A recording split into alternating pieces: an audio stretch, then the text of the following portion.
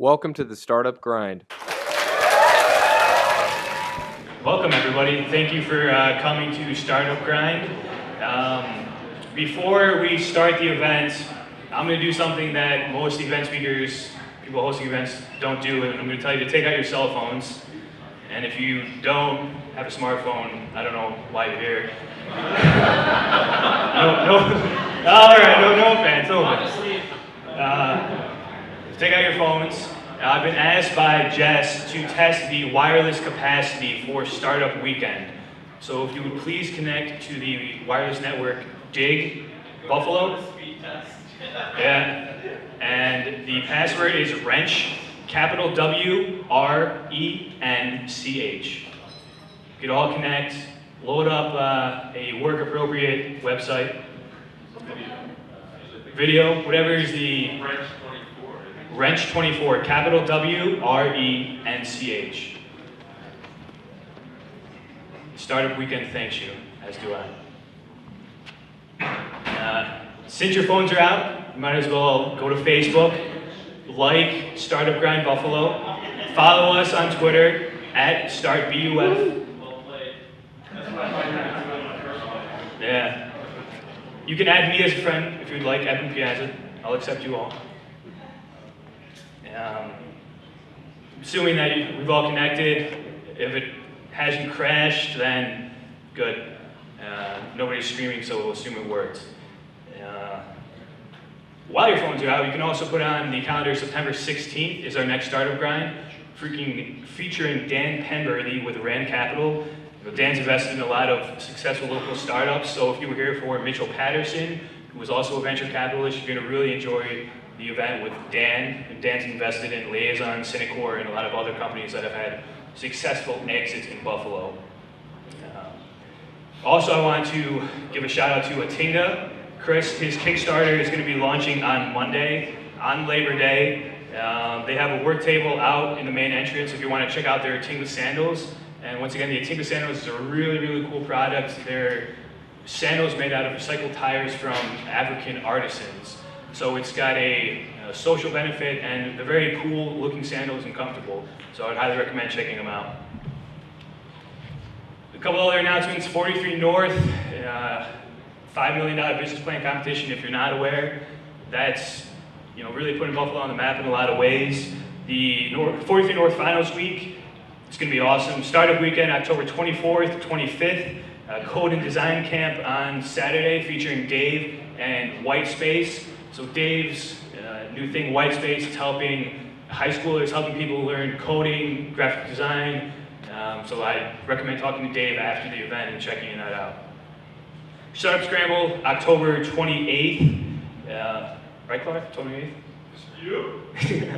So that's going to be a South by Southwest style event. We're going to have a Startup Grind. We're going to have art and music on Allen Street. More details to come. Crowdfunding event is going to be on the 30th, I believe, and it's all going to accumulate with $5 million in prizes being handed out by 43 North, which will be really exciting for Buffalo entrepreneurs in a lot of different ways. Then real quick, I want to share a little story. When Mitchell Patterson was here, when Fred Wilson was here, they both talked about connecting Buffalo, Rochester, and Syracuse. So honestly, kind of on a whim, I went out to Syracuse about 2 weeks ago to their Start Fast demo days, which is the accelerator in Syracuse, and I was really impressed. I was having a terrible 2-hour drive to Syracuse, but on the way back, honestly, I was buzzing. I couldn't stop. I didn't sleep until 2 a.m. Just thinking about all the connections. I met Sean there. I met a lot of really cool people. So I would recommend reaching out to Syracuse, reaching out to Rochester, reaching out to Canada, St. Catharines. We have entrepreneurs from St. Catharines, Hamilton. It was very rewarding to me to expand my boundaries beyond Buffalo. So, I hope that you guys will do the same. And check out Nextplex. They have a calendar for Rochester, Syracuse, Buffalo, all different cities. It was definitely worth the trip. Sponsors, honestly, from the bottom of my heart, thank you. We couldn't do it without you. I'd be constantly losing money, which is never a good business plan.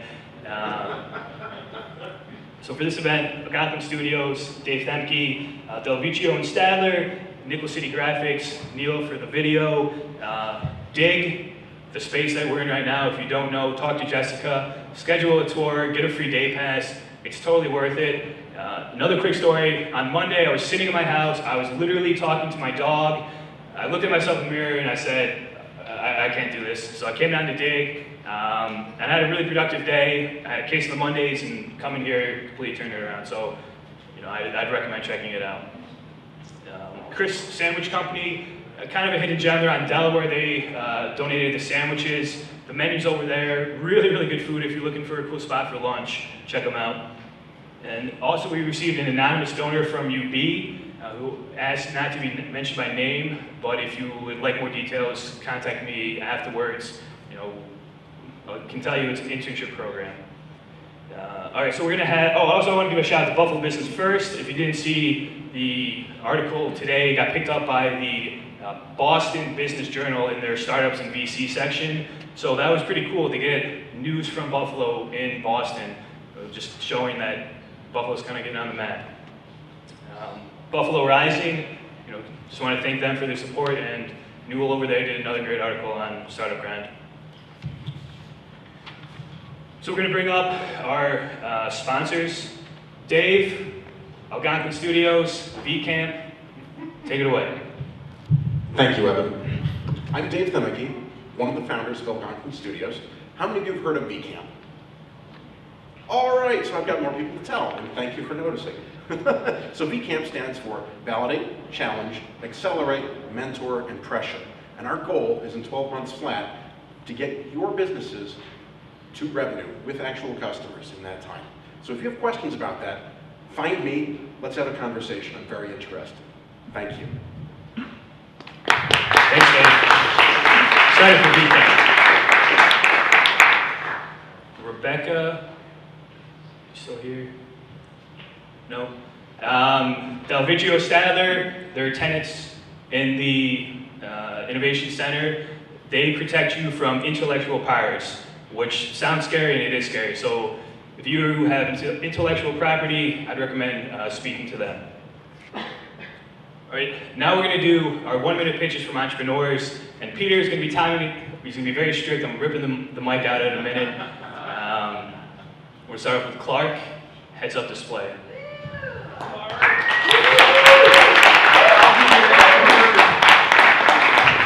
I had no idea we were the fan favorite. All right, so I'm from Heads Up Display. We make a heads-up display. It's specifically for people who work in hazardous work environments, and it allows you to maintain your situational awareness and make data-driven decisions. We make wearables that save lives and increase productivity. Talk to me after if you want to know more. To the point. Clark and his cousin Brendan are applying for the RGA Accelerator in New York City. So I think they posted on their Facebook. If not, it's on F6S. Find their application. Please like it. Let's get Buffalo behind a local Buffalo startup. Get some visibility and traction to their application. Show New York City that Buffalo entrepreneurs support Buffalo entrepreneurs. Jeff. I don't know what he's thinking. All right. Elena? Okay. Elena, girl development. She's going to talk about the awesome work that she does. Thank you, Evan. Hi, my name is Lena Levine, and I'm the chapter leader for Girl Development Buffalo. We're a nonprofit organization whose goal is to bring more women into the tech field, and we teach affordable coding classes. And our goal is to create a community of empowered women developers through mentorship and instructions. Every month we host meetups where you can bring your projects that you need help with. We also host classes. Here I'm holding the schedule for our classes for 2014 and 2015. You can pick one at the entrance of the table. And the few ways you can get involved with the Girl Development is, well, the simplest way is by attending our events. You can sign up to them on our meetup page. The second way is you can help us to teach or TA the classes. We're always looking for more people to get involved. Or you can also help us to sponsor the scholarships of the students. Yeah, so I hope to see you at our events. Thank you so much.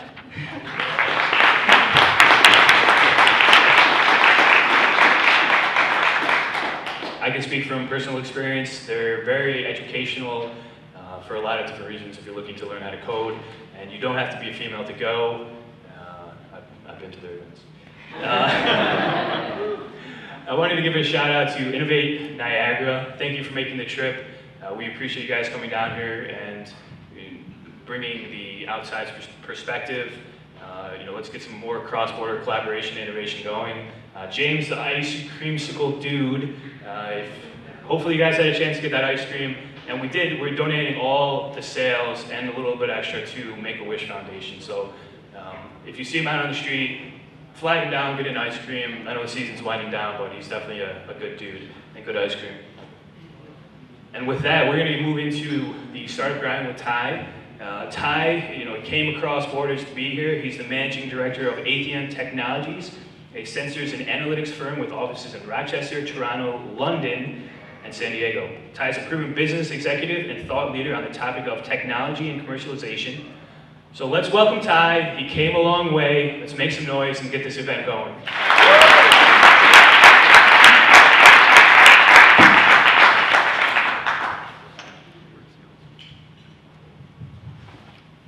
Thank you for coming. Let's start at the beginning. How did you get here? I don't mean Peace Bridge, Rainbow Bridge, anything like that, but what's a little bit of your background and how'd you end up where you are? Well, first of all, I want to thank you for inviting me today. I'm thrilled to be here. I think what you guys are doing here is fantastic, and I'm honored to be part of the discussion. So my story, I actually started in the Air Force, Canadian Air Force. I did my degree, I went to Royal Military College. It's kind of like West Point for Canadians.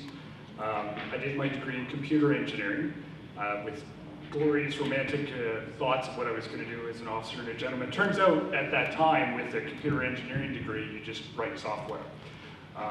So they sent me to the far north, and I wrote software for the Canadian, Kiwi, and Aussie F-18 fleets.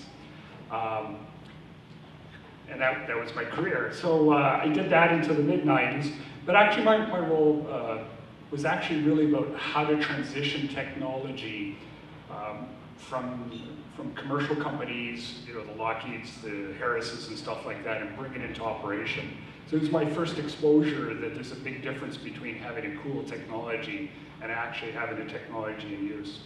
I then left the Air Force. I moved to a little company. It was, we were just about doing 20 million in revenue in Hamilton called Westcam.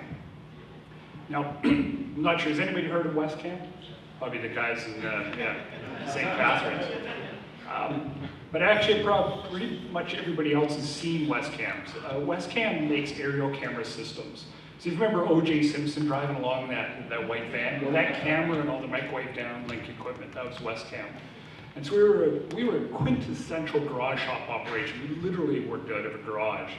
And we made cameras for electronic news gathering, and we had grand ambitions. And so we started to sell into police forces, and the big buyer for surveillance equipment is the military. And so we started to move our way up. Well, if you recall, I was just out of the military, but we finally landed this contract with the US Navy. And if anybody's done any government work, you realize that as soon as you get a big contract, you actually have to deliver more paperwork than actual product. And so we sat in our garage going, oh my God, what are we gonna do? Does anybody know anything about military procurement? Well, my uniform was still somewhat fresh, so I said, well, I've heard a little bit about it. So anyway, I kind of moved from being a software and systems engineer into what was called the program management office. And my job was to deliver all of the orders. And the big thing is our technology grew, but the company grew. We went from just about 20 million to 180 million. We went public along the way. We went selling from onesies and twosies to TV stations, to selling to the US Navy and every military, Western military in the world, going public and all Sarbanes-Oxley and all those joyful things. And I went from an engineering venture to be a vice president. We sold the company in 2002 to a big US holding firm, L3 Communications. My job there it was $15 billion, and they do tons of R&D. but they all do it in little tiny pockets. And they were trying to optimize, well, where do they invest their R&D money? So my task there was to apply lean principles to R&D, which is to, how do we pick which projects, which technologies we're going to invest in? It's kind of like venture capitalism, but inside of a company. So we had set up our hurdle rates and stuff like that. It was really interesting from an evaluation perspective. But I'm not sure if anybody's ever worked for a New York holding company. It's not all it's cut out to be. So after 3 years of that, I decided, you know what, I'm going to go back and try something else. So a couple of us, we started a venture capital firm based in Hamilton called Triveris, and it's what happens when engineers create VC firms. It's kind of weird, but our goal was to go find nascent technologies that we felt had potential and invest in. When I say in nascent, I mean, had a twinkle in a researcher's eye kind of stage. And what we wanted to do was invest in it until it was a real product and a real business, something that more traditional venture capitalists would then recognize. So our job was to take it through the valley of death, if you will. It was an awesome ride. We had 12 different portfolio companies, exposed me to a bunch of stuff. I was the chief operating officer, so my job is to make sure every company had a strategy, had a team to execute the strategy, and then financing to execute it. So we did that for a couple of years. After a while, it was remember what happened in 2008? There was a small economic downturn. What we found is we were having trouble raising a larger fund, which we needed to keep growing. And so I ended up becoming operational within a group of the companies in the portfolio. So we amalgamated 4 different companies and bought some more. Created a company called PD Labs. And we did, it was really geospatial intelligence, so advanced sensors, cameras, in a bunch of different places. And then we applied analytics on top of those. So how do you take a pretty picture and then turn it into really digital information? I did that until a couple of years ago. The investors decided they wanted to sell the pieces off. I preferred building than taking them apart. So I said, I'm going to go off, and so a few of us started Aethon. And then I ended up in Buffalo on a warm Wednesday evening. So hopefully that's not too long of a rambling story, but that's how we got here. No, there's a lot of really good content in there. One thing that I'm personally interested in, along the way, you won an Academy Award, correct? That's right. So, My only claim to fame. So I should say that I didn't win an Academy Award. The company won an Academy Award. So PD Labs made advanced imaging systems for a bunch of applications, including Hollywood.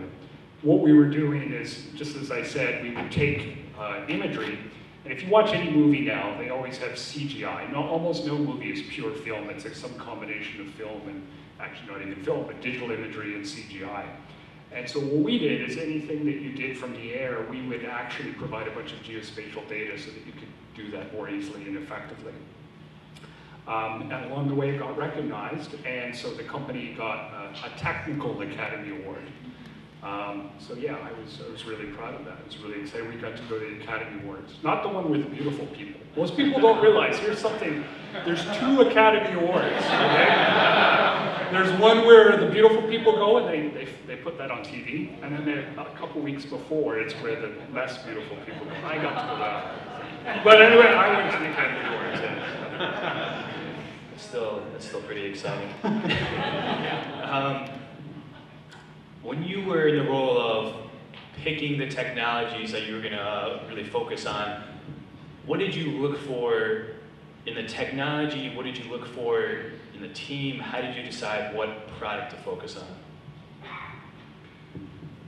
Yeah, you've actually hit on the criteria. So I'll tell you a little bit about how it changed over time. So I would say the first thing is you start with technical entrepreneurs. One of the first things you want to do is make sure that the idea doesn't defy the laws of physics. Now one may say, well, that should be fairly easy.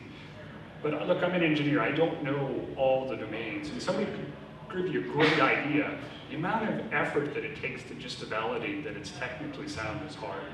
So trick there is I would go to other companies and universities, because I'm pretty sure universities are going to give you stuff that defies the laws of physics. So rule one is it doesn't defy the laws of physics. Number two is, you all know about disruption and stuff. I very much follow Clayton Christensen's definition of disruptive technology, and I look for something that's got a disruptive potential, both from a technology and a strategy perspective. So that's what I would look at. The second, I would look at the team, and you know what? The most important thing to me is there's two components. One is, what is that entrepreneur? What's success look like for them? And is that aligned with what investors want to look like? Some entrepreneurs, want to win a Nobel Prize and be recognized by the world for changing the world, and I think that's awesome and brilliant. Some want to give it to the man because they don't want to have a real job. Some want to be the man and give it to all the people that work for them. And I think it's all awesome, but is it aligned with what the business needs to do, and more importantly, is it aligned with the investors? Because if I've got an entrepreneur that wants to change the world or feed all the children, I think that's a great goal. And an investor that wants an exit in 3 years, those things don't match. So it's about seeing if there's alignment in the objectives with them that would look at it. And a subset of that is, are they coachable? You know what, I think there's tons of great ideas, and it's the ability, can you actually work with this individual and combine your knowledge with their passion and their knowledge to go forward? And if you can't do that, well, then there's just no hope. And that's a really hard thing to do, perhaps the most critical. And then the third is whether or not it's something I can actually help them with. Like, there can be great ideas with great innovators, but they need $2 billion of financing. You know what? Doesn't matter if I think it's a good idea or not. That's not something in my wheelhouse. So the third is whether I have something to bring to the table and I can help them. Those are the three criteria. You mentioned the Valley of Death, and there was actually an article, I think Jack was quoted in Buffalo News.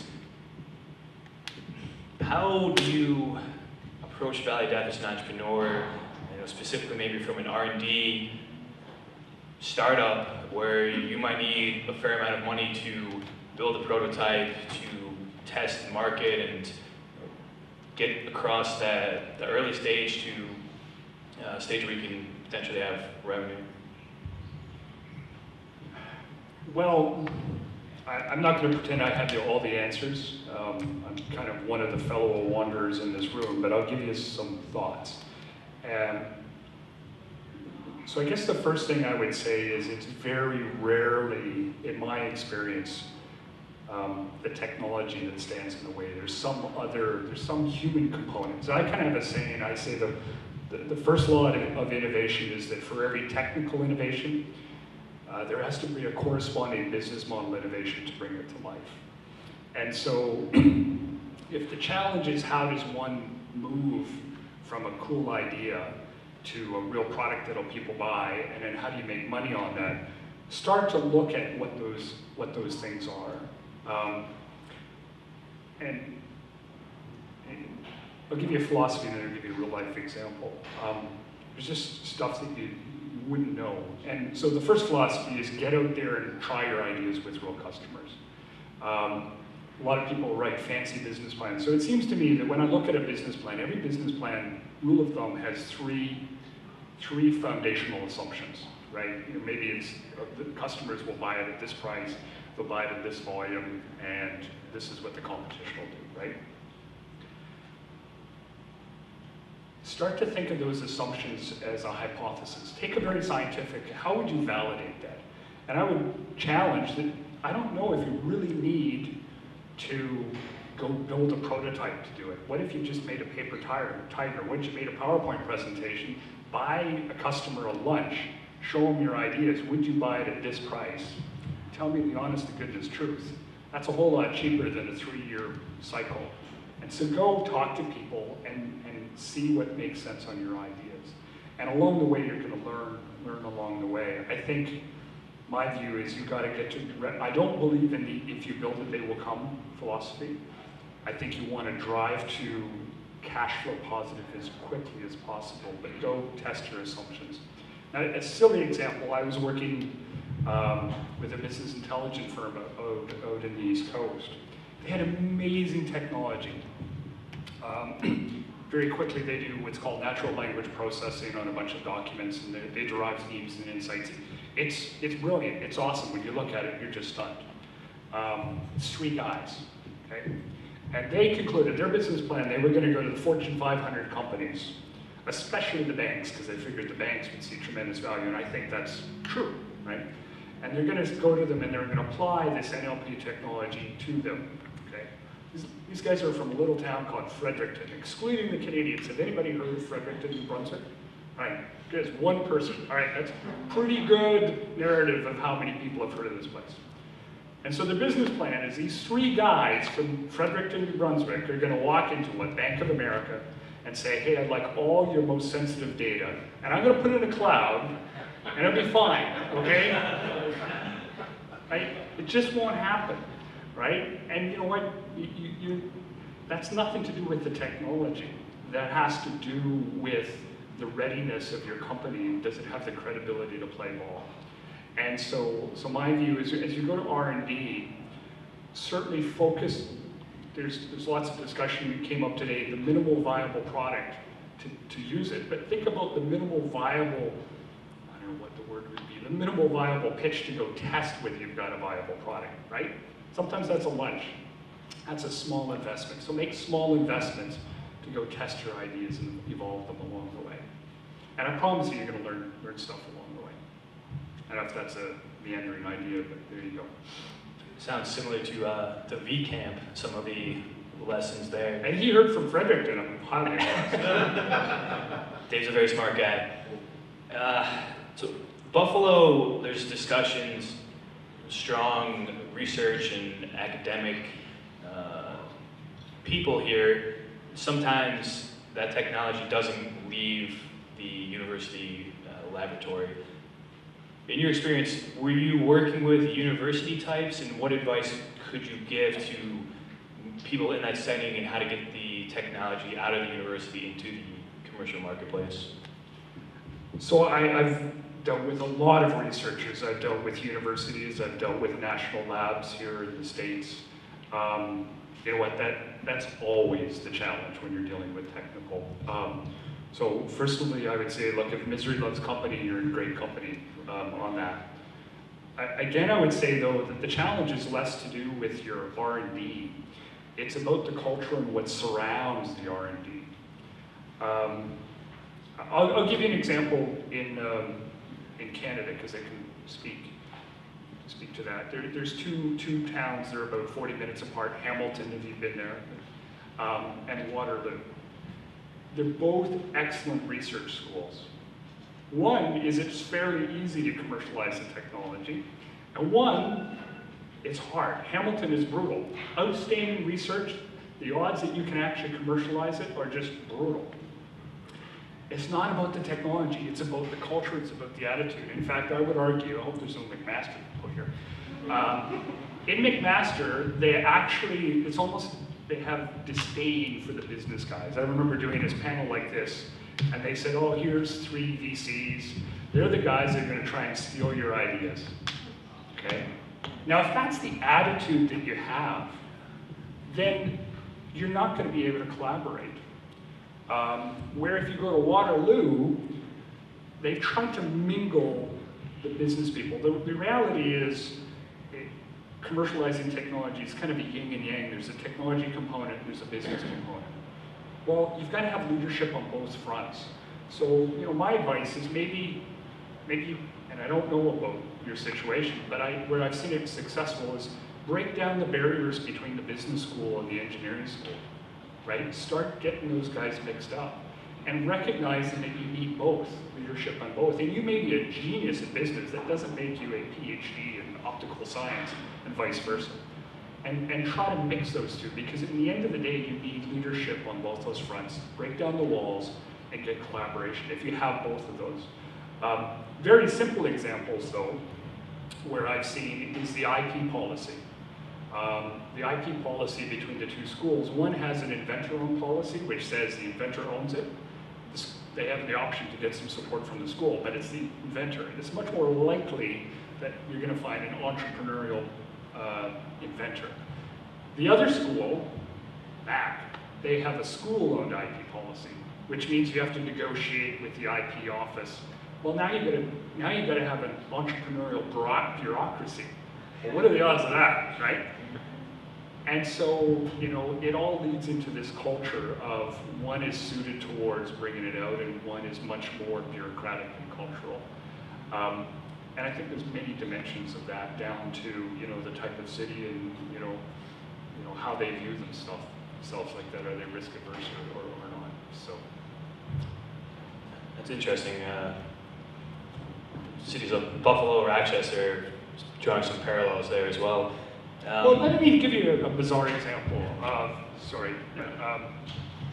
So one day I was actually licensed in technology out of this university. I was dealing with the IP coordinator. And I was talking to him and I was trying to license it. They kept asking for all these bizarre fronts, like, well, what if you make $1 billion? How much am I going to make in that? And I was thinking, it's just weird. Like, when's the last time you actually licensed one of these technologies? Why are you asking all of these hard questions? And finally, he sat me down, one of these life learnings, and says, Ty, you don't understand. The risk is not if you're successful. I mean, the risk is not if you're unsuccessful. The risk is as if you're successful. He said, if you license a technology and you fall, nobody will think twice. You're just another one of the guys that was unsuccessful. But if you're successful, you create the next $1 billion company, then everybody will come running and say, you gave it to them too cheap. Right? How dare you have negotiated such a cheap rate? And I, as the IP officer, have to mitigate that risk. And that's what they were trying to mitigate. They were mitigating the risk of success. It's totally backwards, right?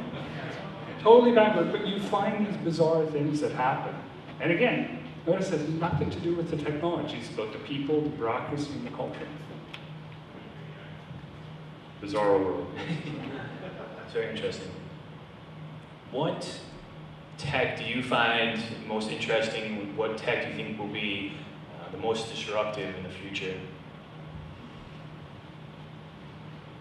Oh man,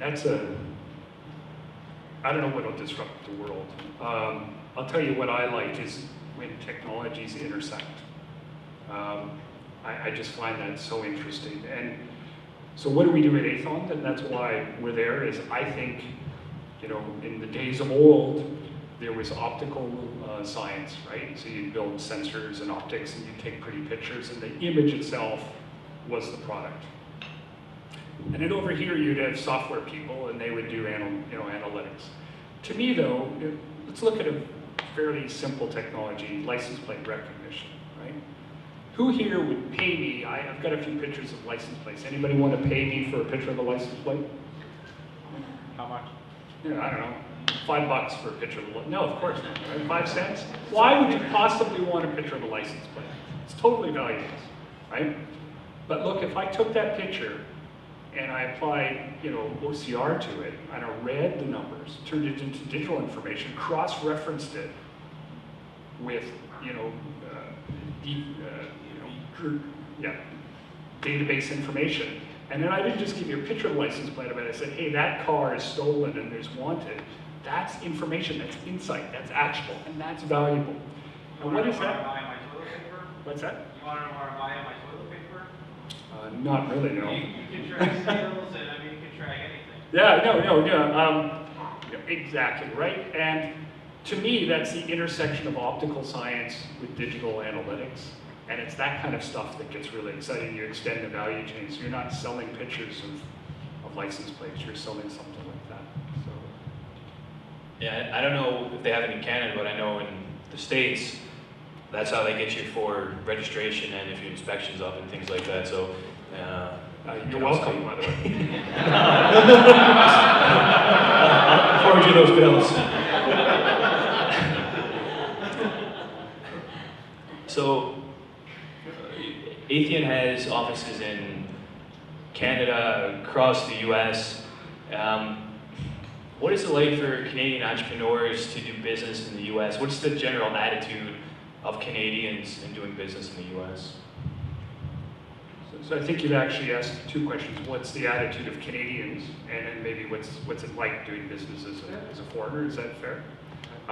So first of all, I would say is I think one of the hallmarks of Canadian entrepreneurs is that out of the box, we need to think about export. We have a little tiny market. I'm going to say that we have awesome research schools, but when you look at the total global market for anything, Canada's always at the bottom because you just got 35 million people spread across this giant country, right? And so there's never enough of a Canadian market to make a lot of money. So you immediately have to think about where you're going to go. Well, guess where we think about going, right? Same place we go shopping and for vacation, right? So immediately you set your sights on the US, the biggest market in the world, and you think about how you can bring that in there. That's a challenge, right? Relative to our American peers, you live in the biggest market. For us, it's a challenge, but it also breeds export is built into how we think about doing stuff. And I think there's a big world. And I think that's one of the things that we as Canadians can think about is, we've been trained how to do this kind of thing. I think doing business in the States is great. Let's be honest though, just, the States is a big place. Doing business is different in Boston versus Silicon Valley versus, the Midwest or something. It's not like one giant thing. I think in the market, I've done a lot of business in defense, and it's just brutal to do defense work as a Canadian, right? And so you've got to find American partners. I think in general, I think on both sides of the border, we may look similar sometimes, watch similar films, but there's a different culture. And I think as you enter the States, you need to be cognizant of that and get American partners that understand the nuances of where you're doing business and what they're after. It is slightly different. And so in general, I would say that doing business with, Americans is great. It's generally, if it's a great idea and it makes sense, people run with it. But it's great. I think, there you go. What superhero has the technology that you would most like to commercialize? Superhero or fictional character? Goodness. I'm going to narrow the scope a little bit since you made it very broad. Can maybe make it, just for giggles, we'll just make it Superman, Batman, and Spider-Man, all right? Because I can speak somewhat intelligently against those. I think when you look at them generically, Superman has by far the best capabilities, the best core technology, right? Like, look at it. Oh my God, that's amazing. But as a business guy, how would I scale that? Like, it seems to me it's a cool technology, but could I turn it into a product? You have to send people to Krypton or something, right? So as cool of a technology as Spider-Man has, I don't think you can productize it. And hence you can't make a lot of money. It's just as much as Superman can do. It's become a service-based business, right? It's not scalable. Does that make sense? So that leaves you Batman, and that makes Batman and Spider-Man. Batman's pretty interesting. He's got a lot of cool toys. And I think you could do a lot with that. But my God, he's a dark, brooding guy. I'm not sure he's coachable. So that kind of leaves Spider-Man, right? He's a young kid. He's got some cool nano biotechnologies. I would go with the Spider-Man all the way.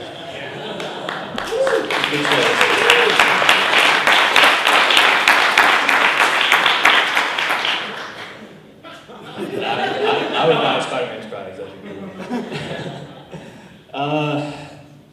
Okay, going back to Canada, what are some of the resources for entrepreneurs that are really beneficial? Maybe Buffalo could learn from incubators, accelerators, events, programs, something that Buffalo could possibly adapt and use in our entrepreneur ecosystem.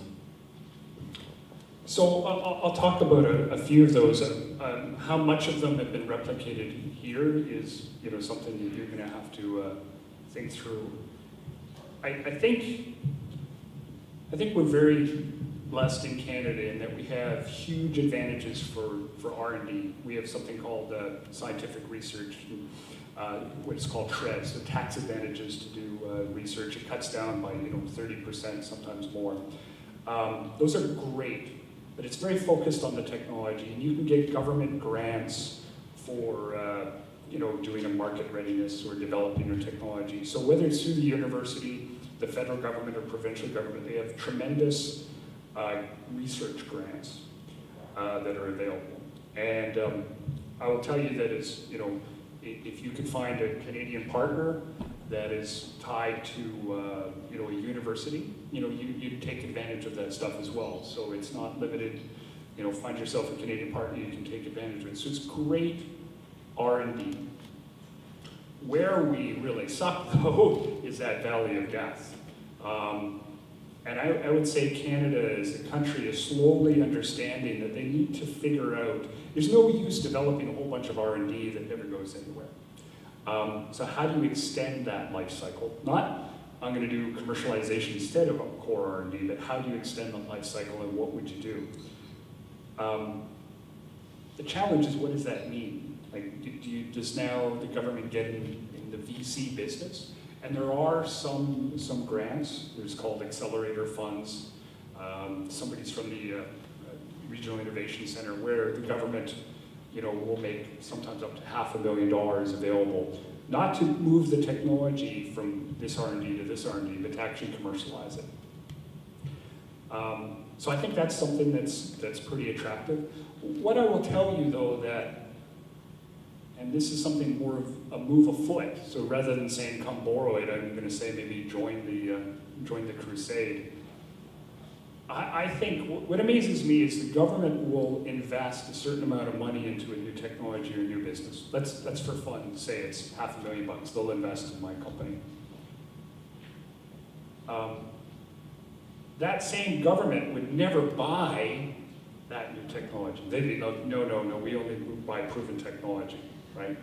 And as a business guy, I'd say, look, if you're going to spend $500,000, why don't you buy my product?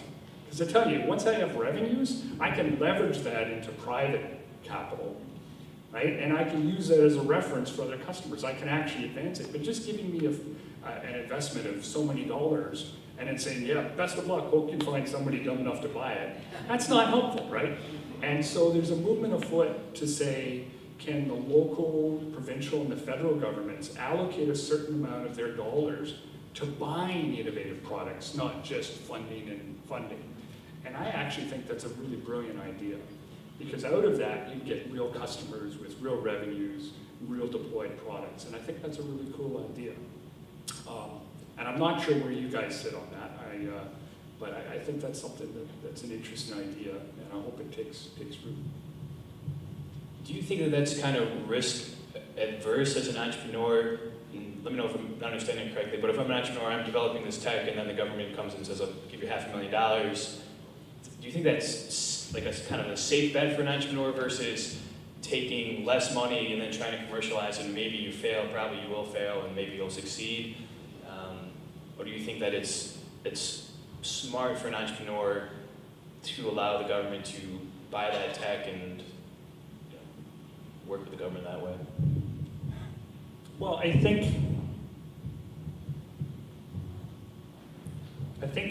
what do we need as entrepreneurs? We need customers, period, right? It's all about how are we going to get bookings and revenues and stuff like that. And whether you're getting funding or you're getting VC dollars or whatever, it's all about moving towards that. So the most important thing is, do you have orders? What's the first thing that an investor says? Well, show me your sales funnel and how much is booked and how much is forecast. Right? That's the first thing you ask. And I'm suggesting that if you're the entrepreneur and you know that there's a bunch of financiers out there, which would you rather have? Hey, I've got a government-backed VC, because that's what it is. They don't do it directly, they do government-backed VCs. Or would you like to have a nice sales funnel? It seems to me that having customers is primary, so what's the quickest path to customers? I'm not suggesting that anybody, including the government, it's my tax dollars, right, go off and buy stuff they don't need. What I'm suggesting is that if you want to facilitate innovation, well then participate in the innovation, right? Participate by trying out these new things, not just giving some money and saying, well, I hope somebody else participates. You know, the government is a huge buyer of products. I think the US military is the largest customer of technology in the world, right? You know, if a certain amount of those dollars went to buying innovation, well then I think that would spur the commercialization cycle. Yeah, definitely. And it's the same amount of dollars. Yeah. Sometimes when I talk to people from outside of New York and tell them, you know, work for a startup or an entrepreneur in New York, they go, oh, where do you live in New York City? I tell them I don't live in New York City, I live in Buffalo. Is there a sense of that at all in Canada? If you say I'm a Canadian entrepreneur, do people say you must live in Toronto? Or do the cities work together, or do you think it's distinct? It's absolutely distinct, right? Like, you know, there's a big difference between being an entrepreneur in Buffalo versus Boston versus Silicon Valley, right? There's a big difference between Hamilton and Toronto.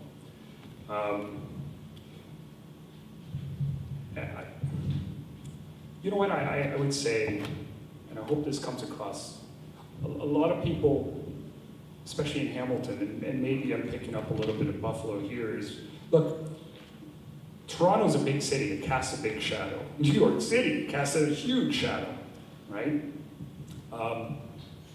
Good on them. That's awesome.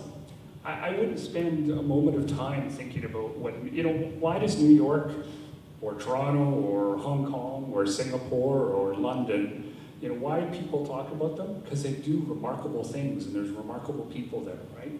And I think it's very easy for cities and groups to think about the shadow they are in as opposed to what they should do. One of the things that I think that is remarkable over the last 10 years is, used to be, everybody wanted to be the next Silicon Valley. Why the hell do you want to be the next Silicon Valley? There already is a Silicon Valley. You know, go figure out what you want to be. And I would suggest that it leverages your history and then you stand on the shoulders of your past to become something better, as opposed to just say, I'm going to ignore that I used to be this, I'm going to become Silicon Valley. I would say that certainly cities in Canada, and I would suggest here, some live in shadows and they focus on what they're not, and some focus on what they're going to be. And the ones that are define themselves as who they are and what they want to be, the successful cities, right? I think, my opinion, Hamilton worries too much about being in the shadow of Toronto. And I think they should stop doing that. I think you should focus on being Buffalo. That's really good advice.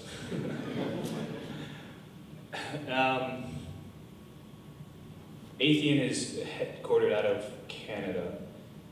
Would you ever move to the US? Is there, you mentioned, you know, Canadians always think about export. Do they think about just moving to the US, or they're loyal to Canada, or does it vary? So, yes, a whole bunch of questions in there. So Aethon is actually headquartered in Rochester. So we have two offices. What we do, Rochester is kind of the center of the business that does everything with the US. And we have the Canadian office that does everything internationally. So in general, our strategy is that if you're going to deal with the US, it's best to have a US entity. For anything outside, remember we do defense-related stuff, so anything that's not the US, it's best to have a non-US entity, and that's the relationship that we have. And we set that up for tax reasons and just who you deal with and stuff like, there's things called ITARs and stuff we won't get into, lots of boring regulatory requirements. So would I move to the US? You know what, I actually have. I did live in the US for a year. I lived in Florida. I was with Harris Corporation in the 90s. Yeah, I would absolutely move to the US. And I would move, I think it was an amazing country. My dad's an American. My dearest friends, my business partners are here. I will also tell you that I'd move to Singapore and Hong Kong and London as well, right?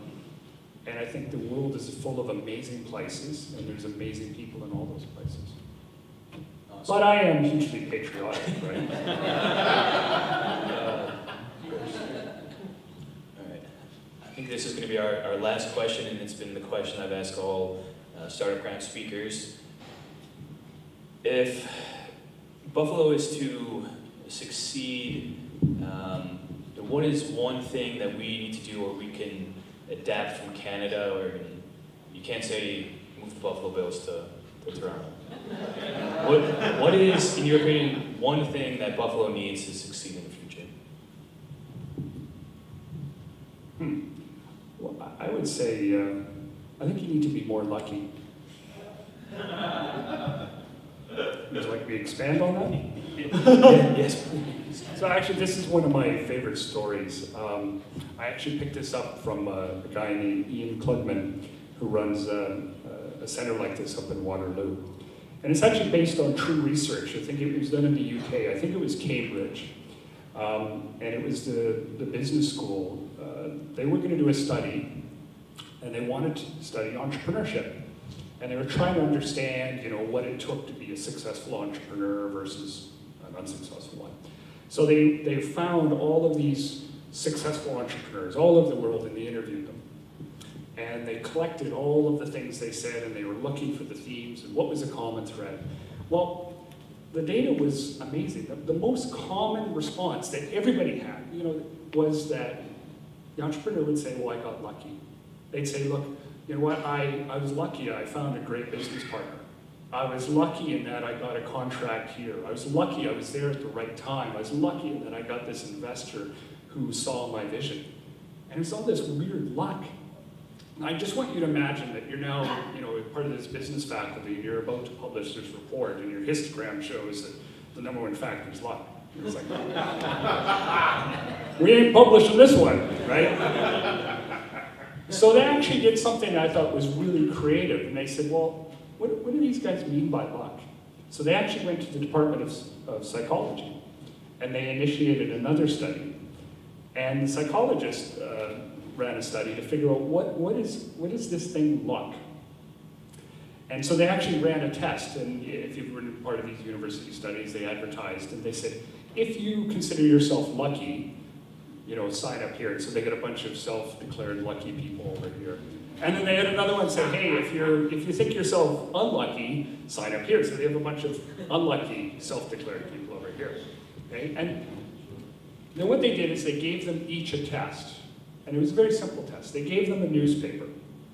And they said, in this newspaper, your task, or a number of photographs in this newspaper, your task is to count the number of photographs that appear in this newspaper, and you will be rewarded on accuracy and speed. So go as fast as you can and count the number of photographs, okay?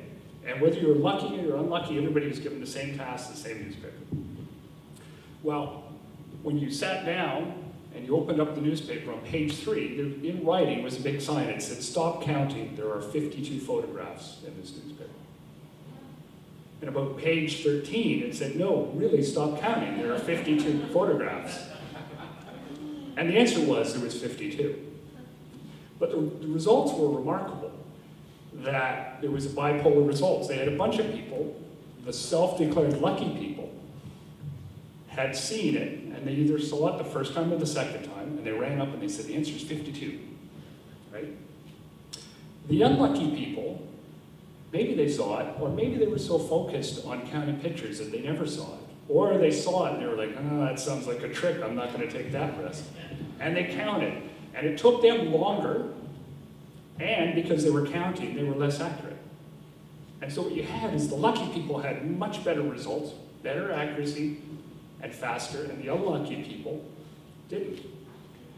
And so what does it tell you? I think that two amazing things came out of that study. Is firstly, the lucky people did two things. First of all, they had a wider perspective. Yes, they had a mission, but in spite of just having that mission, they were thinking about other things, right? They allowed opportunity to knock. And the second thing is when opportunity knocked, they took a risk. They said, you know what? I'm not sure if it's 52 or not, but I'm gonna run up there and I'm gonna do it. And I think the unlucky people were so focused and so scared that they didn't. And as a result, they had worse results.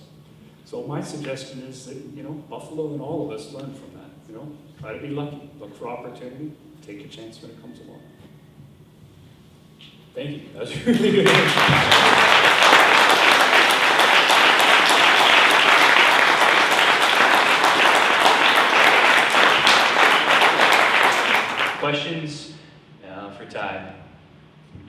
ones though, okay? Yeah, sorry. I work for a different Harris, actually, Harris Computer Systems, and we sell software to municipal governments. And you mentioned having Canadian government actually buy products as opposed to funding them.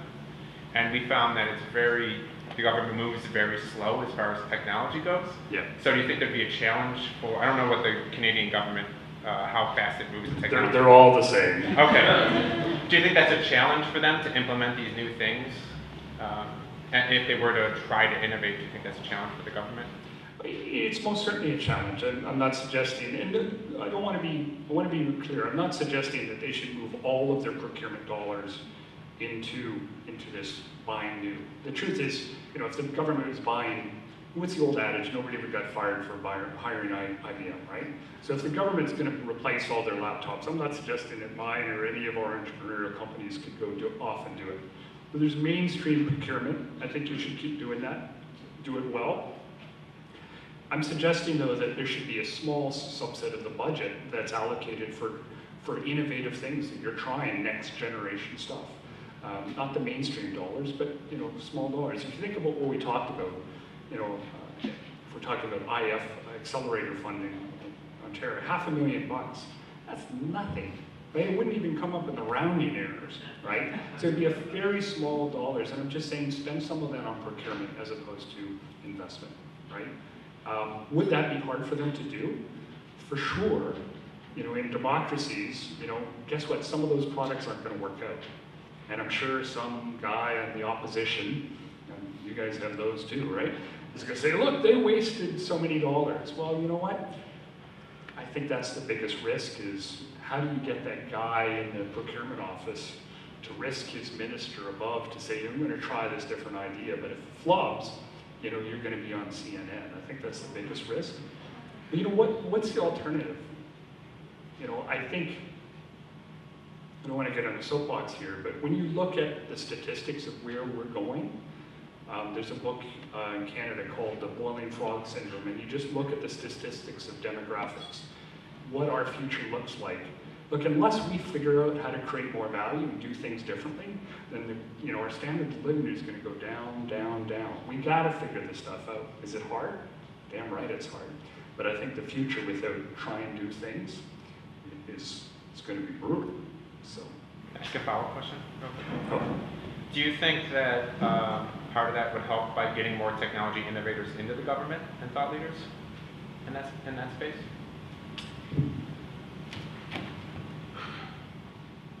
So, no, I'm going to say no. I'm going to tell you a different story. Sorry, I love stories like that one. You kick me, right? So actually a company that I worked with years ago, they did, I'm sure you've heard of predictive analytics. So in this case, it is remarkable technology that they would suck in a bunch of data in very harsh operating environments, and they would spit out where operational risks are. And we're talking serious risks that people would die, stuff like that. So an obvious area that they should focus on is anybody that if they make a major error, it's going to show up in a newspaper or something like that. So you think, well, what are the industries? Oh, aviation, that would be brilliant, right?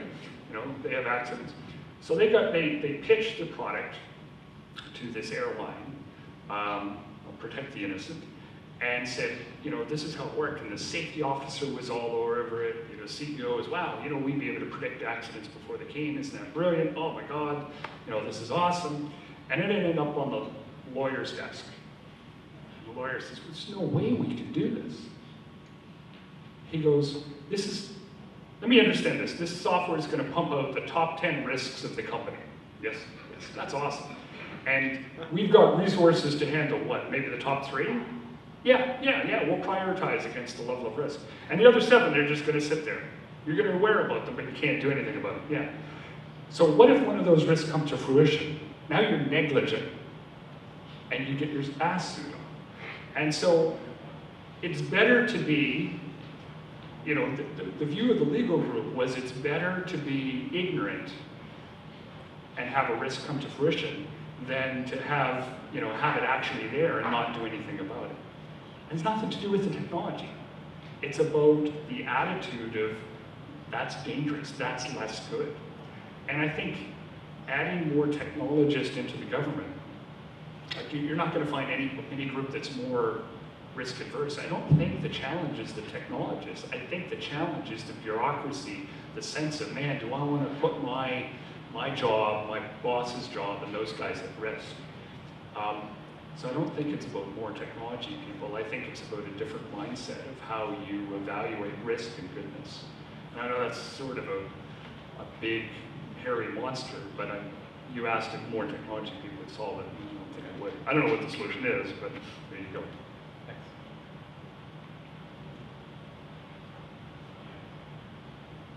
You're in, Michelle. Oh, I'm running. Yes, sir. How you doing, Adam? First Hi, time. Adam. Excellent experience, by the way. You were talking about the different teams and stuff that you've seen that pitch products. Do you find teams are better or well suited that have diverse people working with them, someone from business, someone from engineering, versus 3 engineers coming up and trying to start a business? Do you see teams work better either way, or is there? So you got to keep in mind I'm an engineer, so my initial response is I can't imagine anything better than more engineers. But ideally, you'd want a diverse set of engineers. No, you know what? It's diversity is the trick, right? And it's not so much diversity. It's like any team. You can't have all quarterbacks or all goalies, right? It's different people play different roles. You got to have somebody that knows the product. You got to know how somebody to sell and how somebody to deliver and how to finance that stuff. If all that's embodied in one person, well, then I guess that's awesome. I don't know a lot of people that have that. But it's about the roles. I would start with, I wouldn't say diversity into itself is necessary. What I'd say is think about all the positions that need to be played and how's that going to be satisfied. If one guy does it, well, then that'd be great. But more likely you're going to need a team, and that's going to require some diversity. How about you, sir? Is that okay? Sure. Now, you mentioned before we were doing your history about being a small company, working by government contracts, and all that stuff. My biggest interest in business is about perception. Can you talk a little bit about what takes for a business to ride that fine line of over-promising, like for a contract-type business, especially working with government work? You want to see you're a large company. Okay? It's not so much about the product, it's technology. It's so you can deliver on the solution as much so. So if you talk about that and how perception comes into play, because I run a small company, but we need perception of everything, be it contracts with the government and whatnot. If you go at a garage, they're not going to do the contract, they do the company you are. What's the bottom line with, from your experience, you're not over-promising and it's over-inflating yourself to do business? So I actually think that's a very astute question. And I agree with you. I think that is the issue. I'm going to rephrase it. I'm not sure about promising. It's about credibility. I'm actually kind of in the process of writing a blog on this. I think that being entrepreneurial is actually a two-front war that most of us don't realize there's a second front. And what I mean by that is when we're trying to introduce a new technology, a new product, we talk about our new product. Right? We emphasize, look at this product, look how much better it's than this one, and it's disruptive compared to this one. And that's one front. You've got to convince a customer to go buy your new product because it's going to satisfy their need. That's front number one. The second front is why you should buy it from me. Wait a second, you're 3 guys from Fredericton, or I'll tell you what, I'll give you a real life example. How many of you still have Blackberries in this room?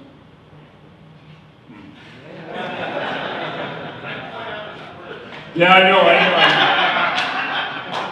5 years ago, how many of you had Blackberries? Right, a lot more of you, right? Now, I don't know if you've looked at the latest specs on the Blackberry, the latest ones, but if you compare the latest Blackberry product to the latest Apple product, not the one that comes out next week, but the latest one we knew about before, and the latest Android, and you put them side by side from a technology perspective, you know what? It stacks up really well, right? Really well. Now, I would also bet you, though, that if we went in and said, okay, we went into Best Buy, you're going to buy a new phone, how many of you would buy the BlackBerry, even though it's better specifications than the product?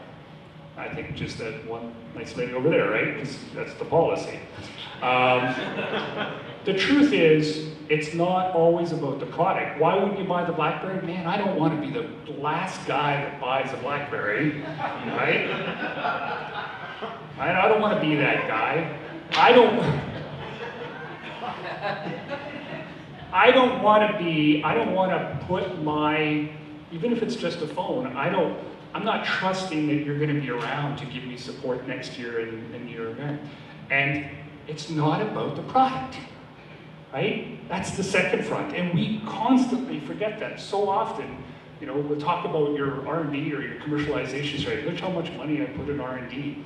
You've got to overcome that. So the question is there's a second front, which is, are you credible enough to buy from? Okay? And that's a huge strategy, and it doesn't just come overnight. And so my generic strategy is that you have to earn the right to get there. And kind of no matter how good or how much you overpromise, as an early stage company, what you need is that somebody else has bought it, right? You've got to instill that confidence. And so the way I suggest is that go chase smaller customers that are more your size and pack your reference list with a whole bunch of people. So that by the time you get to a big customer, you can say, look, all these other people that are using it. And you slowly work your way up. So, you know, is this giant corporation or this giant government going to put all their procurement apples in your, you know, no, they're not, because you're just not credible on that. So just as you develop your product, go develop your credibility, right? By getting referenceable clients. Look at all the other people that are doing it. And you slowly work your way up to a point where you can play with the big boys. Yeah, that's my strategy toward that, as opposed to just, you know, wishing. Because the truth is, you're going to be the BlackBerry guys until you've got a bunch of other users, right? So that's what they call early adopters, right? Somebody that's desperate enough to try it, somebody that might not be around for a while. So. Sorry, put you up there. So you mentioned that coachability is one of the major factors you're looking at when cooperating with a startup team. How do you decide who's coachable? You know, that's an excellent question. I think I'll tell you that there's lots of people that you interview people, you give them those psychology tests to see where they are, Myers-Briggs and all of that stuff. You know, in my experience, what I like to do is I like to work with them. Pick a few projects. In fact, that's what I'll do is I'll say, you know what, I got some spare cycles. How about you and I go work on this project together for the next month? In my experience, it's never until you actually work with someone. Lots of people say lots of stuff, right? And kind of my view of the world is judge a man not by what he says, but what he does. So go work on a project, right? Invest that amount of time into the project, help them out, see how they act, see if you can work with them. It's not always them, it's whether you're compatible. And from that, you get a sense of whether there's synergies and stuff like that where you're able to work as a team and then move on. As an investor from a due diligence perspective, that's a small investment to take on a small project, right? And it's way better than filling out a bunch of forms and legal documents that says what's going to happen if you don't do it, right? Go actually do something, right? Pick a small project, try it out, see how it works. Yes, ma'am. My question might resonate with the previous one. So you have a lot of experience launching the new businesses, and I imagine you haven't done it by yourself. How do you find the right partner to start a new business?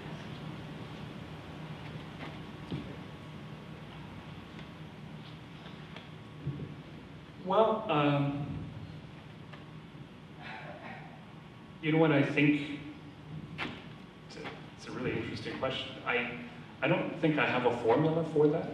I think you get out there and you meet people and you talk to people, and just like you make friends, you know, you meet different people and find where you get along and you have common ideas, right? And so you would go to events like this and find people that have similar thoughts. And just get to know them, right? At the end of the day, you know, the harsh reality is that we're all social beings. People do business with people, right? Even if you take the biggest company, it doesn't do business with another company. It's individuals within that company. So get out there, get in your domain, whether that's your functional area or your business area, and get to know people, start talking, break bread with them, have a glass of wine, find people that share similar ideas, and find if there's synergies. And tell people where you're after. Be really clear. I'm looking for a partner to do this, right? And see if your ideas plus their ideas, are exciting, and then try a project together and see if it works. Right? I wish I could give you something more formulatic, right? Yes, sir. Okay, my last career I ended as government contracting with a platform that was geospatial imagery. And just thinking about the stuff that I had to go through with that, and now I'm completely different, and I can't find people that know how to print today. What were your difficulties dealing with or presenting to customers, operators, to see the value in your, new technology, your product? Because from my experience as an operator of that system to an engineer, it was always, well, it's not supposed to work that way. Well, that's not how it's working. And then from my standpoint to the customer, the U.S. Army, the military, they had trouble understanding because we weren't per se a UAV video platform, how you had to work through those things to kind of build those relationships and get them to trust you to want to use your product. Well, that's, how much time do we have? So you asked two questions. How do you get the technical beyond engineers to kind of understand what's really required in an operational environment? How do you get the operational environment customers? You asked what the challenges were. Well, look, let's do the easier one first. Engineers, how many of us are engineers in here, right? There's engineers and engineers in spirit.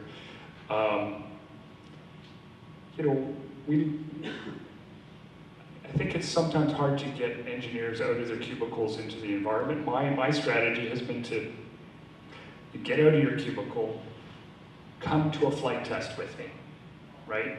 The small investment to take an engineer to an actual site where they're going to fly things and let him see the real life challenges, that's a small investment that lets him or her see the real environment and incorporate those lessons into a product. I think that's a great idea. In fact, kind of had a policy that we would rotate all engineers had to do field testing at least once a year so they would get a sense of what the customer is like.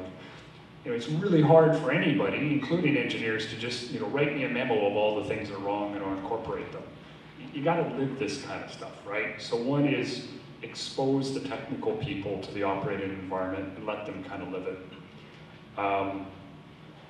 Force them out of their cubicle, if you will.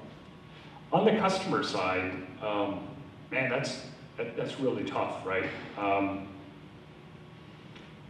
think one of the things is that often you'll have the customers who understand the problem they're going to try to solve, but not necessarily the underlying technology. They can't differentiate your technology from mine, from a paper tiger, right? And on top of that, if they're in the military, they're on a rotational posting basis that they're only there for 4 years, and they finally get smart and they get posted to a different area, right? And you're left with another guy that's useless for 2 years and then finally gets smart, right?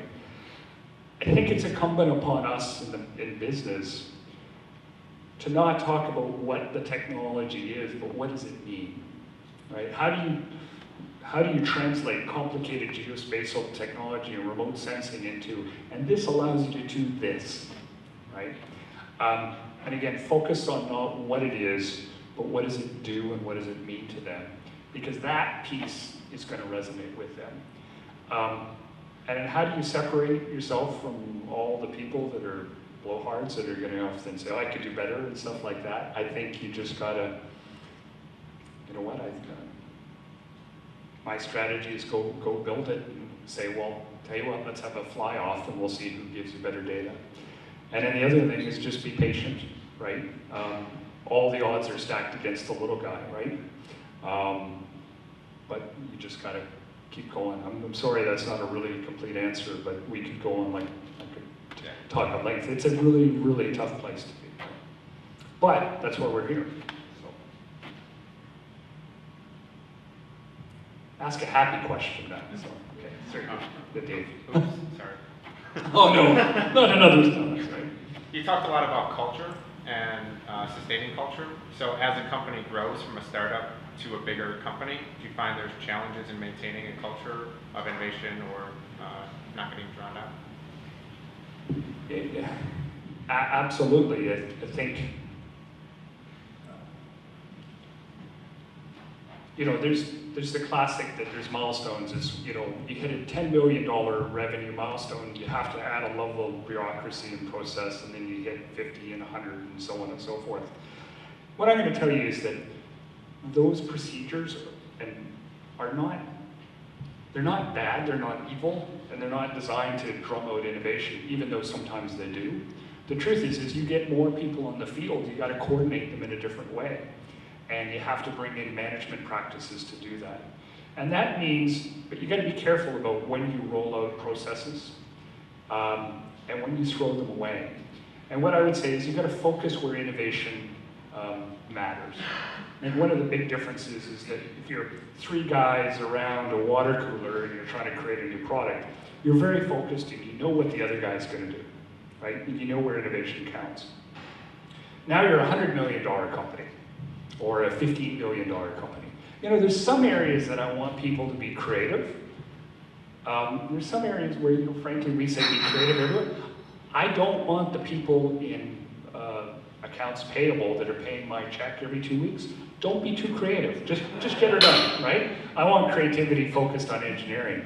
And I think it's up to management and leaders to kind of figure out where they want creativity to be and focus it. Because, you know, everybody being creative all the time when there's a lot of people, that's chaos, right? And so the trick is to focus it.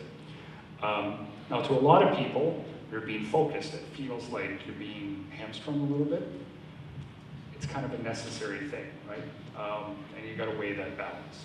So, there you go. That wasn't very happy. Huh? No, I think, I actually think that's awesome. Look, who would love to be in the challenge if we're trying to grow our business from 100 to $200 million? You know, it's really hard. Just as like it's hard to go from 0 to $2 million, right? It's a different frame of work. It's a different strategy. And that's awesome. That's really, really cool, right? Don't expect, though, that a 2,000 person company is going to operate like a 2-person company, because it can't, and it shouldn't. And that's a great thing, because that means you succeeded, right? Anyway, sorry. That's okay.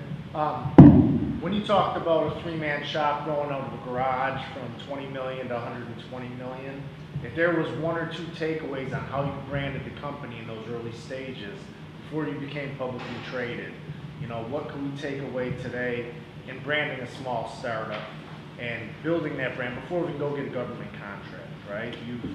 Yeah, so actually that feeds back to one of the earlier questions, which was about perception. So again, we made aerial camera systems. So you know, it's a big ball with a camera in it, and you stick it on the side of a helicopter. So we started doing cinematography. So the early adopters were Hollywood guys that were making films. Okay? But there's only so many of those films that are being made, so it's a small addressable market. Said, okay, well, what's an adjacent market to that? Well, TV. Okay, well, what's TV stations, right? So you start to leverage, hey, you TV people, and it's called electronic news gathering. We already do it for the movies. Wouldn't it be good if you could, you know, show pictures of the traffic jams? And so we moved from cinematography into electronic news gathering. Now the key here is that we leveraged the brand that we were already successful in Hollywood to move into TV. Now we're in electronic news gathering, so much of TV stations. Now we wanted to move more into the government security. We're not going to move right into the US military. So we said, well, where could you start? Well, let's start with the police stations, or police, right? You know, and that's called airborne law enforcement. So at the time, you ever guys watch the show Cops? You know, and those helicopters flying around. I'm the guy that introduced those systems, okay? I introduced them to the LAPD. The very first cameras on LAPD helicopters, that was me, right? How did you sell it to them? I said, hey, you know what? These TV stations, they have better insight of what's going on the ground with you. Why wouldn't you be buying one of these? Hey, and I can throw an infrared camera in, right? And the brand was, it's something that you already know. So leverage something they know and recognize and explain how that's going to make their life better. Now you're in the police environment. You're not quite ready for military. So then we moved up to larger police. There's 3-letter agencies, security firms and stuff like that. And so we moved and say, well, you know, this is what local police forces have. This is the price. We can already explain what's called con op. So how would you use it? So you've proven that. So you moved up to there. And then finally you move into the military, right? And so you move into the US military. And even in the military, there's early adopters. Special forces are much early adopters than the mainstream armies and stuff like that. So you go there and leverage, look what I did then. And then once you got the US Navy, then you go to the Australians and the Kiwis and the Brits and say, hey, if the Americans are doing it, you should get on board too. And of course, the last ones are the Canadians. And they buy 2. Is that a reasonable explanation? If anybody else has questions, I don't want to cut you off, but I want to respect people's time. Couple of quick shout outs. Scott Penn, follow his blog at Start Buffalo. Vic just had a really successful Kickstarter campaign. Cool things going on with Vic. Jack McGowan, Western New York Angels, September 10th, I believe is the next one. I highly recommend going to that event if you haven't been before. Alex with Yelp. Saturday, if there's still spots, there might not be, I would recommend jumping on that. 10-year anniversary party is going to be right here in Dig. Free food, beer, party, I would check it out. And then Ty, I got you a little something. This is from Dave, Buffalo Bottle Craft. It's a bottle opener hockey puck. Canadian, I assumed you like hockey, and we put the American flag on there, so you always have us in your thoughts. I hope that you guys enjoyed it, and please join us at Ulrich's. If you mention Startup Grind, there's drink specials, and it's right. Thanks, Jess. Thanks for coming. Catch us after the event. Thanks.